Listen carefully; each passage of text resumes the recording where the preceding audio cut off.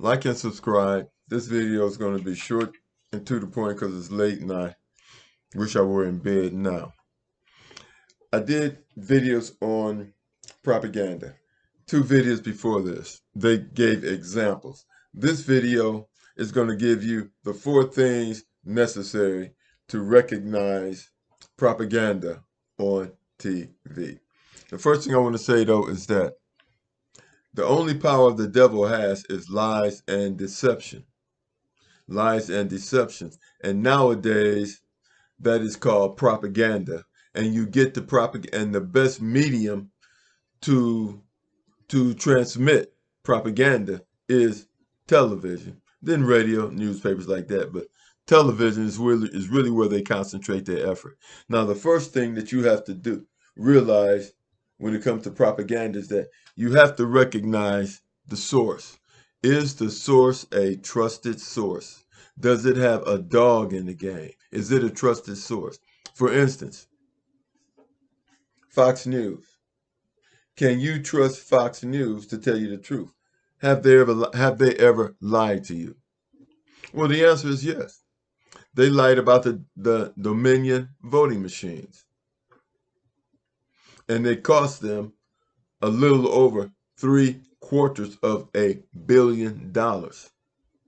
So should you trust them? I mean, it's up to you. I mean, they lied to millions and millions of people and they settled out of court. And the reason why they settled out of court is because they didn't want the facts of the case to come up. And they didn't want the people that worked for them put on trial. They probably didn't want us to hear all that they had done. The second thing that you have to understand is, do they give you the facts of what happened? Do they give you the facts and the atrocities? Or will they change the scenario or the narrative to something wonderful that these people done? For instance, not even something wonderful. For instance, on the first, I believe it is the first video, we know that Israel has committed. They have bombed a refugee camp, hospital, and schools. That's what they have done. And those things they have done are evil. But certain channels will give you narratives where people switched over and started loving Israel. They'll give you, they try to counterbalance. They try to counterbalance. But how can you counterbalance the fact that you have murdered, deleted thousands of people in a short period of time, but then you're going to give us a narrative about how the Hindus love Israel. But guess what? And they say it was a large crowd of people. But when you go to the videos, look to see if it's a large crowd of people. In the videos I showed you, which was this Hindu talking about people switched over and said it was a large crowd of people. It may have been about 20, 25 people out there. If that, and it looked like it was no one out there. And they tried to show as little of the so-called big crowd as possible. So pay attention to what you see. The first thing, consider the source. Secondly, pay attention to what you see.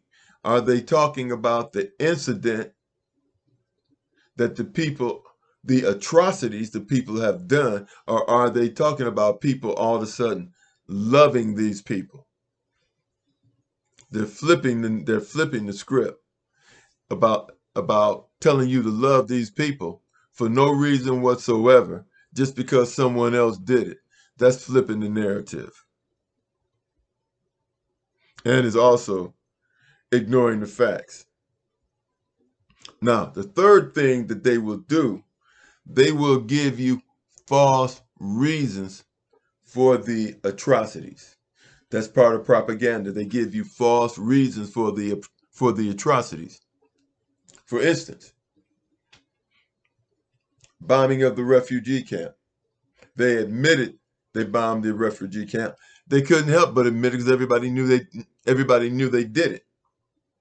So what does Wolf Blitzer do? He gives the guy, in my opinion, a way out because he kept asking him the same question.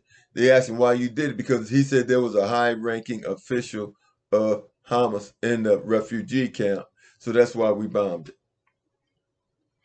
And so Wolf Blitzer kept asking him. The first time he asked him, did you get the guy? He said, I don't know. We have to wait for all this information to come in. So Wolf Blitzer, he keeps asking him about this guy. And then he says, well, you got the guy, didn't you? When he said, well, you got the guy again, well, he led him to the answer. And you could see the guy's eyes when he think about it. And then he said, yeah, we got him. Watch out for questions that lead into an answer that gives you a reason for the atrocity. Even though the reason is weak, it is wrong, but something is better than nothing, and they will go with that. The last thing that you have to look for is, I gave you consider the source, how they ignore the facts and talk about how people love them. And then I just gave you, they give you a reason for it happening. A reason for it happening, which is usually a lie. The fourth thing is, do the facts add up with what you know? Do the facts add up with what you know?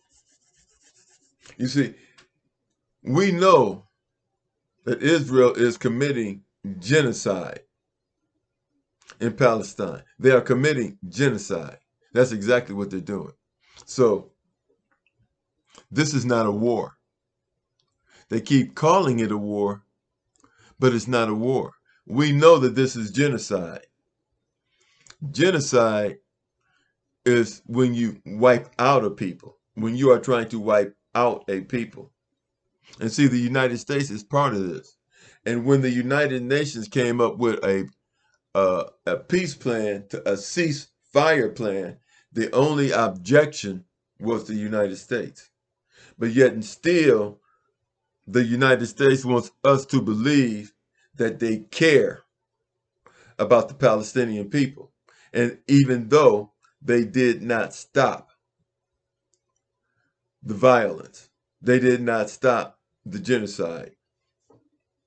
So, do the facts add up with what we know? No. Plus, we also heard Biden say that they were going to protect the civilians in Gaza Strip. They did not do that. You don't do that bombing a hospital. You don't do that bombing schools, and you don't do that bombing a refugee camp. So, do the facts add up with what we know? No.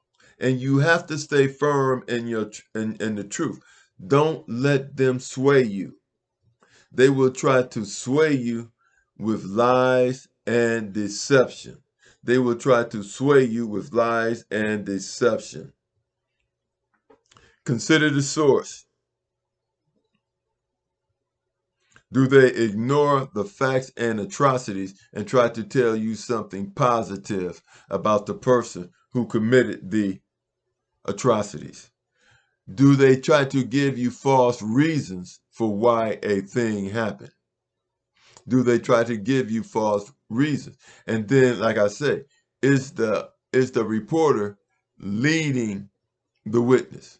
Pay attention to that. And finally, do the facts add up with what you know to be true? Do the facts add up with what you know to be true? I went longer than I expected to go, but hey, it is what it is. Hopefully I didn't make any mistakes, because you don't know how many times I've done this over again. Not that you care, but anyway, like and subscribe. Talk to you later. Have a great day. Great night.